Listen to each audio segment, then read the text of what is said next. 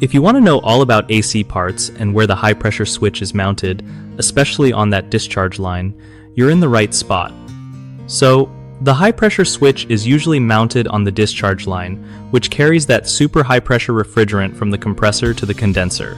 This switch is a safety thing, you know? It keeps your AC from going kaboom if the pressure gets too nuts. If your AC starts acting up or shutting off randomly, checking this switch is a solid move. To keep things running smooth, make sure the discharge line is clean and free from damage because leaks or blockages mess with pressure big time.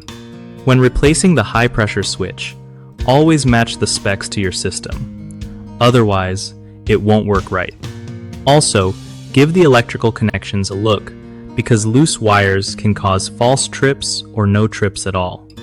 If you're hearing weird noises or feeling less cold air, the high pressure switch might be cutting power early to protect the system. So, keeping an eye on this part and the discharge line conditions can save you from costly repairs down the line. One of the most common mistakes people make with AC high pressure switches is ignoring signs of trouble until it's too late, which leads to compressor damage. Fix this by doing regular pressure checks. Another big issue is installing the switch in the wrong spot or using an incompatible part. Always follow the manufacturer's guide to avoid this mess.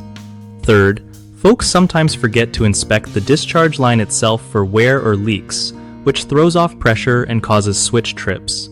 A quick visual and pressure test can prevent headaches. BigHomeProjects.com helps homeowners find trusted local contractors who really know their stuff with AC systems and more.